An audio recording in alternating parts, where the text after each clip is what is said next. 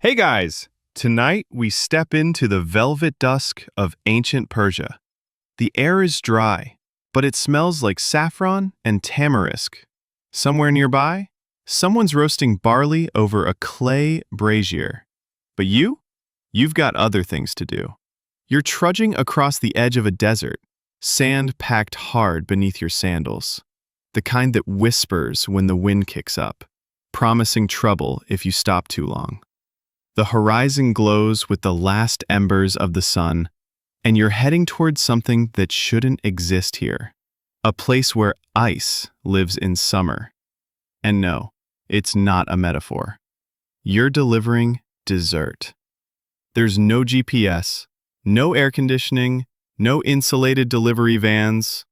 You are very much on foot. Or, if you're lucky, riding a mule with an attitude problem.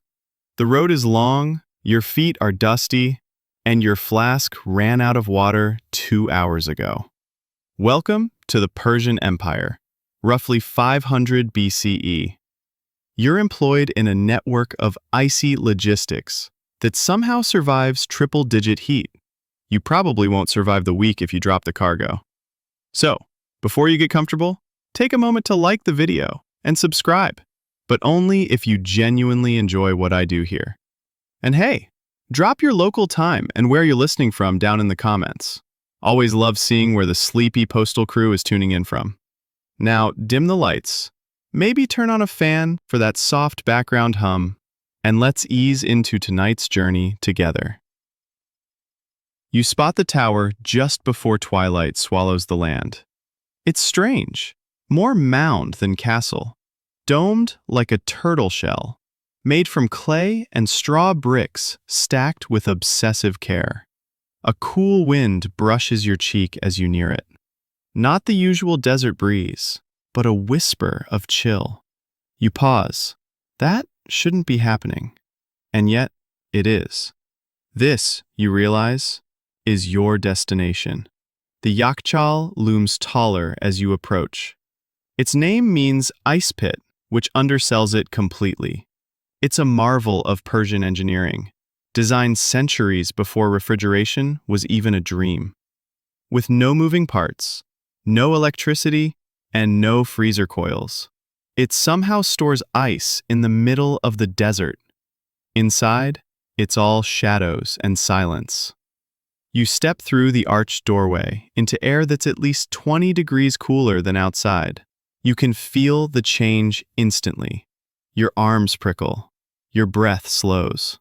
A clay ramp spirals downward, guiding you into the heart of the structure, where thick walls, insulated with ash, mud, and natural fibers, trap cold like a secret. You glance around. A few other workers nod at you from the shadows. One stacking pots of something sweet-smelling.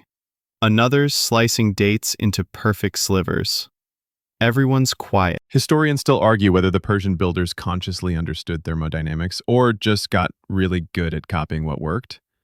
It's unclear whether this was science, intuition, or divine inspiration. One theory is that it was all about observation. Someone noticed puddles froze in certain corners faster than others, and they followed the cold like breadcrumbs. You run a gloved hand along one of the walls. It's not smooth, it's textured, with ridges that help wick moisture away. No standing puddles here. Moisture invites mold, mold ruins ice, and no one wants fungus in their falude. Speaking of which, someone is calling you. You step around a stack of urns and find the cook waving you down. He's holding a squat ceramic bowl and his expression is oddly solemn. "You'll want to taste this," he says. You oblige. Inside is a slushy mixture of rice starch, sugar syrup, and rose water. The noodles thin and soft like sleepy little threads. There's a sprinkling of ground pistachio on top. You take a bite. It's cold, floral, and oddly chewy, like if sorbet met spaghetti at a poetry reading. Refreshing doesn't quite cover it. This is luxury frozen into a spoon. "Too much rose?" he asks. You shake your head. "Just enough to make my sinuses think I'm in a garden." He grins. Falude, you've learned, is one of the oldest frozen desserts in the world. Some believe it originated during the Achaemenid Empire, maybe even earlier. The ingredients are simple, the technique clever, and the flavor oddly calming. It's not ice cream, there's no cream. But it is cold, it is sweet, and it's a reminder that luxury doesn't always need a silver spoon. Sometimes it just needs a good dome and someone willing to wake up before sunrise.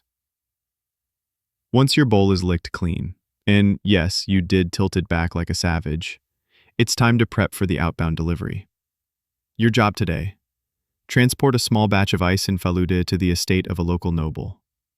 He's known for throwing midday parties in shady courtyards, entertaining guests with fig wine, tame peacocks, and suspiciously flattering poetry. The man once paid someone to rewrite a battle song into a love letter. He's dramatic, he's rich, and most importantly, he tips in saffron. You load the treats into a lidded clay urn, padded with linen soaked in cold brine. Then you pack the urn into a donkey cart beneath a layer of straw and, oddly enough, sheep wool. Turns out, sheep are nature's insulation engineers. The cart is shaded by a wide awning, stretched taut with palm fronds, angled just enough to catch the breeze. Even the donkey looks moderately impressed with the setup. Historians still debate how effective these ancient delivery techniques truly were. Some think the ice deliveries were more symbolic than practical, a status gesture rather than a functional one. Others argue that with the right preparation and overnight timing, the frozen contents could arrive in surprisingly good shape. You don't have time to argue. You've got a deadline. You grab the reins, offer the donkey a silent plea for cooperation, and begin the slow rollout of the yakhchāl's shadow and into the heat of the rising day. The sand is already warming, the sky brightening from peach to pale gold. You squint into the horizon and think, not for the first time, that desert light is different. It feels sharper, louder, like it might shatter if you stare too long. Behind you, the dome grows smaller, blending back into the hills like a sleeping beast, but it's still there, quiet, cold, waiting for night to come again.